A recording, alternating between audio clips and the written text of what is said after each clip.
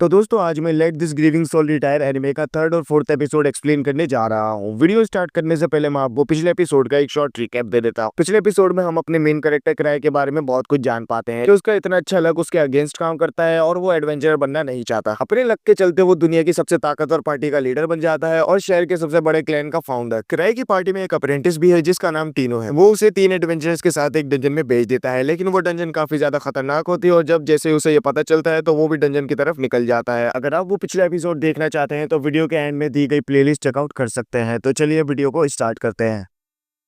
Episode की शुरुआत में हम क्राई और उसके दोस्तों का पास्ट देखते हैं, जहाँ ये लोग एडवेंचर गिल्ड में बैठकर लंच कर रहे होते हैं। यहाँ हमें पता चलता है कि ग्रीविंग सोल पार्टी को एडवेंचरिंग करते हुए 1 हफ्ता हो चुका है और यहाँ लंच करने से पहले ये लोग एक मिशन पर थे जहाँ इन्होंने एक साइक्लोप्स को हराया था। लेकिन कोई भी इनकी बातों पर यकीन नहीं करता क्योंकि ये सब उम्र में काफी छोटे होते हैं और साइक्लोप्स काफी खतरनाक मॉन्स्टर है। इसलिए ये लोग इस सबूत के तौर पर साइक्लोप्स की आंख को काटकर अपने बैग में भरकर यहाँ ले आते हैं, जिसे देख सब लोग शॉक हो जाते हैं। सीन कट होता है और हम टीनो, ग्रेग, गिलबर्ट और रूडा को देखते हैं जो कि उस वॉल्फ वाले मॉन्स्टर से फाइट कर रहे होते हैं जो कि अचानक उनके सामने आ गया था। इस मॉन्स्टर को हराने में उन्हें काफी मुश्किल होती है, लेकिन वो उसे हराने में किसी तरह कामयाब हो जाते हैं। ये लोग इस मॉन्स्टर को अपनी टीम वर्क के साथ हरा देते हैं और काफी ज्यादा ओवर कॉन्फिडेंस हो जाते हैं। लेकिन तभी गिलबर्ट कहता है कि उसकी स्वॉर्ड के अंदर जितना भी बहाना था वो खत्म हो चुका है, जो कि क्राई के स्टंट की वजह से हुआ था, जिस वजह से गिलबर्ट इन सबको वापस चलने के लिए कहता है। जिसे सुन टीनो कहती है कि हम इस मिशन से नहीं हट सकते। अगर मास्टर क्राई ने हमें ये मिशन दिया है तो कुछ सोच समझ के दिया है, और अगर तुम्हारे रेलिक में माना खत्म हो चुका है तो इसका मतलब है कि मास्टर क्राई चाहते हैं कि हम इस मिशन में किसी भी रेलिक का इस्तेमाल ना करें, क्योंकि ऐसा करने से हम काफी ज्यादा स्ट्रॉन्ग बन जाएंगे अगर हम इस मिशन को क्लियर कर लेते हैं। फिर ये चारों डंजन के एंट्रेंस तक पहुंचते हैं, जहाँ 4 मॉन्स्टर वेपन्स जैसे कि गन्स वगैरह लेकर खड़े होते हैं, लेकिन ये लोग उन्हें काफी आसानी से अपने टीम वर्क के साथ हरा देते हैं। ये लोग फिर डंजन के अंदर पहुंचते हैं और जो भी मॉन्स्टर इनके सामने आता है वो उसे अपने टीम वर्क के साथ हरा देते हैं, जिस वजह से ये लोग काफी ओवर कॉन्फिडेंस हो जाते हैं, जिस वजह से ये लोग सीधा बॉस रूम के अंदर जाकर बॉस को चैलेंज कर लेते हैं, लेकिन किसी तरह उसको हराने में कामयाब हो जाते हैं। बॉस से लड़ते वक्त टीनो को काफी ज्यादा चोटें लगती हैं और बाकी सब काफी ज्यादा जख्मी हो जाते हैं। और तभी उस जगह पर 4 बॉसेस और आ जाते हैं, जिन्हें देख इन्हें पता चलता है कि इस रूम में एक बॉस नहीं बल्कि 5 थे, जिनमें से एक मर चुका है और अब 4 बाकी हैं। तो ये लोग ये देख वहां से भागने लगते हैं। फिर तभी ये चारों बॉसेस इन्हें चारों तरफ से घेर लेते हैं। फिर ये देख ग्रेग और गिलबर्ट डिसाइड करते हैं कि वो इन चारों मॉन्स्टर्स को यहाँ रोके रखेंगे ताकि टीनो और रूडा यहाँ से निकल सके और बाहर से मदद ला सके। फिर तभी सीन कट होता है और हम क्राई को देखते हैं जो कि एक रेलिक की मदद से उड़ता हुआ इस डंजन के अंदर आ जाता है, लेकिन इस रेलिक के अंदर ब्रेक्स नहीं होते, यानी एक बार अगर उड़ना शुरू हुए तो इसे रोका नहीं जा सकता, जिस वजह से क्राई इधर उधर टकराता हुआ सीधा बॉसेस से जाकर टकरा जाता है, जिससे बॉसेस काफी दूर जा गिरते हैं। और एक बार फिर क्राई के लक की वजह से ये सब पॉसिबल हो पाता है और क्राई के लक की वजह से सब लोगों को लगता है कि क्राई इन सबको बचाने आया है, लेकिन असल में क्राई इन सबको यहाँ से निकालने के लिए आया है। क्राई के इस स्टंट को देख ये चारों बॉसेस काफी शॉक हो जाते हैं, लेकिन थोड़ी हिम्मत कर क्राई पर वापस अटैक करते हैं, लेकिन इनके अटैक से क्राई को कुछ भी नहीं होता। फिर जैसा कि हमें सेकंड एपिसोड में दिखाया गया था कि क्राई यहाँ आने से पहले अपने साथ बहुत सारे रेलिक्स कलेक्ट करके लेकर आया था। प्रोटेक्शन रिंग का काम ये होता है कि वो आपके आसपास एक शील्ड क्रिएट कर लेती है और आपको सिर्फ एक अटैक से बचा सकती है, अब चाहे वो अटैक ज्यादा ताकतवर हो या फिर काफी ज्यादा कमजोर हो। और उस एक अटैक से बचाने के बाद ये रिंग पूरी तरीके से डिस्ट्रॉय हो जाती है। क्राई के पास ऐसी 10 रिंग्स होती हैं जिनमें से 5 पूरी तरीके से डिस्ट्रॉय हो जाती हैं। क्राई ये देख फिर अपने दूसरे रेलिक का इस्तेमाल करता है जिसका नाम होता है शूटिंग रिंग। शूटिंग रिंग से एक लाइट निकलती है जो कि आपके सामने मौजूद दुश्मन को कुछ देर के लिए ब्लाइंड कर देती है और उसे थोड़ा बहुत डैमेज कर देती है, लेकिन ये इतनी ज्यादा पावरफुल नहीं होती। लेकिन ये मॉन्स्टर्स को डराने में काफी ज्यादा काम आती है, जो कि असर भी करती है बॉसेस पर। अब इसका इफेक्ट प्रोटेक्शन रिंग्स की तरह ही होता है कि इन्हें सिर्फ एक ही बार इस्तेमाल किया जा सकता है, उसके बाद ये रिंग डिस्ट्रॉय हो जाएगी। अब क्राई के पास ऐसी क्योंकि 10 रिंग्स होती हैं तो वो उन्हें आसानी से काफी कंफ्यूज कर देता है, और फिर बॉसेस को कंफ्यूज करने के बाद वो टीनो और बाकी सबको लेकर यहाँ से निकलने लगता है, क्योंकि टीनो और बाकी सब इस कंडीशन में नहीं होते कि उन बॉसेस से फाइट कर सके, और क्राई काफी ज्यादा कमजोर है और अगर उसकी सारी रिंग्स डिस्ट्रॉय हो जाती हैं तो वो अकेला इन सबसे नहीं लड़ सकता। क्राई टीनो और बाकी सबको यहाँ से निकालने में काफी जल्दबाजी करता है और जल्दी जल्दी में एक काफी इंपॉर्टेंट रेलिक उनके सामने डिस्ट्रॉय कर देता है ताकि बॉसेस को डिस्ट्रैक्ट कर सके। ये रेलिक क्राई को उसकी दोस्त ने दिया था जिसका नाम है सितरी, और क्राई से कहा था कि कुछ भी हो जाए इस रेलिक की हिफाजत करना है, क्योंकि इसके अंदर एक खतरनाक स्लाइम मॉन्स्टर बंद है जो कि कभी भी आजाद नहीं होना चाहिए। लेकिन क्योंकि अब वो रेलिक डिस्ट्रॉय हो चुका है जो कि क्राई ने खुद किया था, तो अब हम नहीं जानते कि स्लाइम मॉन्स्टर आजाद हो गया है या फिर खत्म हो गया है। अब स्लाइम मॉन्स्टर के साथ क्या हुआ वो हमें किसी आगे एपिसोड में बताया जाएगा। क्राई टीनो और बाकी सबको यहाँ से दूर ले जाने में काफी ज्यादा कामयाब हो जाता है, जिस वजह से बॉसेस उनका पीछा छोड़ देते हैं। क्राई फिर यहाँ अपने एक रेलिक की मदद से सबकी चोटें ठीक करता है जो कि एक हीलिंग रेलिक होता है, और जब क्राई इस रेलिक की मदद से टीनो की चोटें ठीक करता है तो हम देख पाते हैं कि टीनो काफी ज्यादा खुश हो रही है। और फिर तभी हम टीनो का पास्ट देख पाते हैं कि जब टीनो काफी ज्यादा छोटी थी तो एक गली के अंदर उसे कुछ गुंडे परेशान कर रहे होते हैं, और देखने से ऐसा लगता है कि वो टीनो को किडनैप करने के लिए आए हैं। लेकिन फिर तभी क्राई और उसकी पार्टी के सारे मेंबर्स वहां आ जाते हैं और टीनो की जान बचाते हैं। टीनो को बचाने के बाद क्राई उसे थोड़ा बहुत बहुत इनकरेज करने की कोशिश करता है कि रोने की कोई जरूरत नहीं है, जिस वजह से टीनो क्राई की काफी बड़ी फैन बन जाती है और फिर डिसाइड करती है कि वो भी ग्रीविंग सोल पार्टी ज्वाइन करेगी, क्योंकि इतनी ताकतवर पार्टी ज्वाइन करने के लिए तुम्हें काफी ज्यादा ताकतवर बनना पड़ेगा। इसलिए टीनो लिज नाम की लड़की से मदद मांगती है, जो कि ग्रीविंग सोल पार्टी की एक मेंबर है और क्राई की दोस्त भी है। इसके बारे में हमें एपिसोड नंबर 2 में बताया गया था। लिज उसे अपनी अप्रेंटिस बनाने के लिए मान जाती है और तब से लेकर अब तक टीनो अभी भी अप्रेंटिस ही है और स्ट्रॉन्ग बनने के लिए काफी ज्यादा मेहनत कर रही है। लिज यहाँ टीनो को बस एक ही काम देती है कि उसे कुछ भी करके क्राई को हमेशा प्रोटेक्ट करना है, अब चाहे उसे क्राई को बचाने के लिए अपनी जान ही क्यों न देनी पड़े, क्योंकि उसे और बाकी पार्टी मेंबर्स को अलग अलग होकर अलग अलग मिशंस को पूरा करने के लिए जाना होता है, जिस वजह से क्राई अकेला रह जाता है क्योंकि उसे क्लैन को संभालने की जिम्मेदारी निभानी होती है और इसी वजह से टीनो हमेशा क्राई के साथ ही होती है। फिर तभी हमें एक और पास्ट दिखाया जाता है जो कि क्राई से रिलेटेड होता है। क्राई की रेलिक्स कलेक्ट करने वाली हॉबी के बारे में सारे ग्रीविंग सोल्स के मेंबर्स को पता चल जाता है। इस शहर में मौजूद लोगों को रेलिक्स के बारे में काफी कम मालूमात है, जिस वजह से सब लोग इन रेलिक्स को देख काफी ज्यादा शॉक होते हैं। इनमें से एक आइटम था मैजिक पाउच, जिसके अंदर आप जितनी चाहे उतनी चॉकलेट रख सकते हो, वो कभी भी खराब नहीं होगी। फिर तभी लिज इनमें से एक रेलिक उठाकर अपने हाथ में पहन लेती है, जो कि था एक डंजन, जिससे लिज की सारी मूवमेंट्स खराब हो जाती हैं कि अगर वो अपने हाथ को मूव करने की कोशिश करती है तो उसकी टांग मूव होती है ऐसे करके। और फिर तभी ल्यूक को इन रेलिक्स में से एक तलवार काफी ज्यादा पसंद आती है, लेकिन ये एक कर्स्ड रेलिक होता है जिसे हाथ में लेने से ल्यूक पजेस्ड हो जाता है और इधर उधर लोगों पर हमला करने लगता है, लेकिन उसके पार्टी के लोग उसे संभाल लेते हैं। इतना सब कुछ होने के बाद क्राई के रेलिक्स को कोई भी हाथ नहीं लगाता। क्राई के इस पास्ट वाले सीन को देख हमें क्राई की रेलिक कलेक्ट करने वाली हॉबी के बारे में थोड़ी और जानकारी मिलती है। क्राई उस किसी भी रेलिक को कलेक्ट कर लेता है जो कि काफी ज्यादा यूनिक हो या फिर काफी ज्यादा रेयर हो, अब फर्क नहीं पड़ता कि वो अच्छा है या बुरा, और क्राई उसके लिए मुंह मांगी रकम देने को तैयार रहता है। सीन प्रेजेंट टाइम में आता है जहाँ क्राई सबकी चोटें ठीक कर देता है और आगे बढ़ने लगता है और बाकी सब क्राई को फॉलो करने लगते हैं। क्राई इस वक्त काफी खामोश रहता है क्योंकि वो यहाँ से बाहर निकलने का रास्ता ढूंढ रहा होता है और वो रियलाइज कर चुका था कि हम सब गुम हो चुके हैं, लेकिन वो ये बात दूसरों को नहीं बता सकता क्योंकि उससे उसकी इमेज खराब होगी। ग्रेग और गिलबर्ट को भी लगने लगता है कि हम सब गुम हो चुके हैं, जिस पर टीनो कहती है कि चुपचाप मास्टर क्राई को फॉलो करते रहो, क्योंकि मास्टर क्राई के दिमाग में जरूर कोई ना कोई प्लान होगा जिसे पूरा किए बगैर वो यहाँ से नहीं निकलना चाहते। फिर तभी ये लोग देखते हैं कि जिस पार्टी को ढूंढने के लिए ये लोग इस डंजन के अंदर आए थे वो पार्टी इन्हें मिल जाती है, कैसे क्राई के लक की वजह से, और सब लोग इसका क्रेडिट क्राई को देने लगते हैं। सबसे पहले तो ये लोग क्राई के रेलिक्स की मदद से इन लोगों की चोट और जख्म ठीक करते हैं, लेकिन इनके अंदर बिल्कुल भी ताकत नहीं होती कि ये लोग चल फिर सके, क्योंकि ये लोग काफी दिनों से यहाँ फंसे हुए हैं और इनका फूड सप्लाई खत्म हो चुका है। ये देख क्राई अपने उस मैजिक बैग वाले रेलिक को निकालता है जिसके अंदर बहुत सारी चॉकलेट्स रखी होती हैं और क्राई ये सारी चॉकलेट्स इन सबको दे देता है, जिसे खाने के बाद इन लोगों के अंदर थोड़ी जान आती है और फिर टीनो और बाकी सब इन्हें उठाकर यहाँ से निकलने लगते हैं। फिर इस गुम हुई पार्टी का लीडर क्राई को बताता है कि यहाँ एक ऐसा मॉन्स्टर मौजूद है जो कि बॉसेस को कंट्रोल कर रहा है, जो कि काफी ज्यादा ताकतवर है और हम ये भी कह सकते हैं कि वो 1000 शॉट्स के लेवल के बराबर है। अब ये 1000 शॉट्स कौन है? असल में ये ल्यूक की बात हो रही है, जो कि क्राई के बचपन का दोस्त है और ग्रीविंग सोल पार्टी का सोर्समैन है। यहाँ हमें ल्यूक के बारे में थोड़ी और बातें पता चलती हैं। ये ल्यूक किसी भी तरीके की तलवार को चला सकता है, अब चाहे वो लकड़ी की हो या फिर स्टील की, और उसे तलवार चलाने की सारी टेक्निक्स और स्टाइल्स मालूम है और अभी भी वो थोड़े और स्टाइल्स और टेक्निक्स सीखने के लिए अपनी एक जर्नी पर निकला हुआ है, जिसमें वो बहुत सारे ताकतवर दुश्मनों से मुकाबला करता है और उनके स्टाइल्स और स्किल्स को सीखने की कोशिश करता है, जिस वजह से वो हर फाइट के बाद पहले से भी काफी ज्यादा ताकतवर बन जाता है और इसी वजह से उसे 1000 शॉट्स का नाम दिया गया है। फिर तभी ये लोग जब डंजन से बाहर निकलने की कोशिश कर रहे होते हैं तो तभी इनके सामने वही मॉन्स्टर आ जाता है जो कि यहाँ के बॉसेस को कंट्रोल कर रहा होता है। इस मॉन्स्टर से निकलने वाले ऑरा की वजह से सब लोग काफी ज्यादा डर जाते हैं और सांस भी नहीं ले पाते, लेकिन फिर सब लोग नोटिस करते हैं कि क्राई को इस ऑरा से कोई भी इफेक्ट नहीं हो रहा है, जिसका मतलब है कि क्राई इस मॉन्स्टर से काफी ज्यादा स्ट्रॉन्ग है और वो क्राई पर भरोसा करते हैं और क्राई को ये सब कुछ हैंडल करने देते हैं। लेकिन असलियत में क्राई इतना ज्यादा कमजोर है कि वो ऑरा को सेंस भी नहीं कर सकता, जिस वजह से उसे ऑरा का कोई भी इफेक्ट महसूस नहीं होता और हम सब जानते हैं कि क्राई ऐसे मॉन्स्टर को कभी भी नहीं हरा सकता। लेकिन क्राई टीनो और बाकी सबको यहाँ भेजने पर काफी ज्यादा गिल्ट महसूस करता है, जिस वजह से वो इन चारों को यहाँ से निकालने के लिए अपनी जान की कुर्बानी भी दे सकता है और बाकी सबके भागने का रास्ता बनाने के लिए क्राई अपनी बची हुई शूटिंग रिंग्स और प्रोटेक्शन रिंग्स का इस्तेमाल करने के बारे में सोचता है, लेकिन इन सबको एक साथ इस्तेमाल करने का नतीजा क्या होगा इसके बारे में क्राई नहीं जानता। क्राई इन सबको इस्तेमाल करने ही वाला होता है कि तभी यहाँ लिज आ जाती है, जो कि सिर्फ एक ही लात मारकर मॉन्स्टर को काफी दूर उड़ा देती है। लिज यहाँ काफी ज्यादा गुस्सा होती है। सबसे पहले वो क्राई से हाय हेलो करती है और अपना सारा गुस्सा टीनो पर उतारती है, क्योंकि वही टीनो को ट्रेन कर रही थी और जब उसने देखा था कि क्राई अपनी जान की कुर्बानी देने वाला था तो टीनो ने कुछ भी नहीं किया, बल्कि वो क्राई के पीछे छुपी हुई थी, जिस वजह से वो टीनो पर काफी ज्यादा चिल्लाती है और कहती है कि मैंने तुम्हें अपना अप्रेंटिस इसलिए बनाया था कि क्राई को कभी भी अपनी जान की इस तरह कुर्बानी ना लगानी पड़े और तुम उसे प्रोटेक्ट कर सको, लेकिन तुम उसके पीछे छुपी हुई थी, यानी मेरी मेहनत बेकार ही चली गई। तो बताओ तुम्हें अपनी सफाई में क्या कहना है? जिसे सुन टीनो रोने लगती है और अपना सर जमीन पे रखकर लिज से माफी मांगती है। ये देख गिलबर्ट लिज को रोकने की कोशिश करता है, जिस पर लिज अपना गुस्सा उस पर भी उतारने लगती है और उसे एक जोरदार मुक्का मारती है, जिससे वो दीवार में जाके गिरता है और काफी ज्यादा जख्मी हो जाता है। फिर तभी वो मॉन्स्टर वापस खड़ा हो जाता है और यहाँ मौजूद जितने भी बॉसेस उसके कंट्रोल में होते हैं वो इन सबको यहाँ बुला लेता है और लिज पर हमला करता है, लेकिन लिज इन्हें काफी काफी आसानी से हरा देती है और इन सबको जान से मारने के बाद वापस तीनों पर चिल्लाने लगती है, जिसे देख क्राई लिज को शांत करता है और सब कुछ नॉर्मल होने के बाद ये लोग डंजन से बाहर आ जाते हैं और वापस क्लैन हाउस के अंदर आ जाते हैं। और एक बार फिर क्राई के लक की वजह से इस मिशन के कंप्लीट होने का सारा क्रेडिट वापस क्राई को मिलता है, जबकि सारा मिशन लिज और टीनो ने मिलकर पूरा किया था। लेकिन सब लोगों को लगता है कि क्राई ने पहले से सोच रखा था कि लिज यहाँ आने वाली है और इस वजह से वो वहां से नहीं हिला, क्योंकि वो जानता था कि लिज आकर इन सारे मॉन्स्टर्स को ठिकाने लगा देगी। लेकिन असलियत तो ये होती है कि जब लिज अपने सारे मिशन पूरे कर क्राई से मिलने आती है तो क्राई वहां ऑफिस में नहीं होता है, जिस वजह से लिज उससे मिलने के लिए डंजन में आ जाती है। लेकिन जब वो क्राई को अपनी जान की कुर्बानी देते हुए देखती है तो काफी ज्यादा गुस्सा हो जाती है, जिस वजह से ये सब होता है। फिर तभी सीन कट होता है और हम गिलबर्ट को देखते हैं, जो कि अपने तलवार वाले रेलिक को क्राई के लिए छोड़कर चला जाता है, क्योंकि उसने पहले क्राई के साथ बहुत ज्यादा बदतमीजी करी थी और उसे कमजोर बुलाया था। लेकिन अब वो जान चुका है कि क्राई क्या चीज है और 1000 ट्रिक्स का नाम उस पर बिल्कुल सूट करता है। और अब वो डिसाइड करता है कि वो अपनी पुरानी पार्टी में वापस जाएगा और लिज जितना ताकतवर होने की कोशिश करेगा, जिस पर सब कहते हैं कि तुम लिज जितना ताकतवर नहीं बन सकते। दूसरी तरफ हम क्राई को देखते हैं, जो कि सित्री के दिए गए रेलिक को ढूंढ रहा था, जिसके अंदर एक स्लाइम मॉन्स्टर बंद है, लेकिन उसे बिल्कुल भी याद नहीं कि उसने वो रेलिक जल्दबाजी में उसी डंजन के अंदर डिस्ट्रॉय कर दिया था। इसलिए वो सब कुछ अब अपनी किस्मत पर छोड़ देता है और इसी के साथ इस एनिमे का 3rd और 4th एपिसोड यहीं खत्म हो जाता है। अब इस एनिमे में आगे क्या होने वाला है वो आपको अगली वीडियो में पता चलेगा। वीडियो अच्छी लगी हो तो लाइक जरूर कीजिएगा।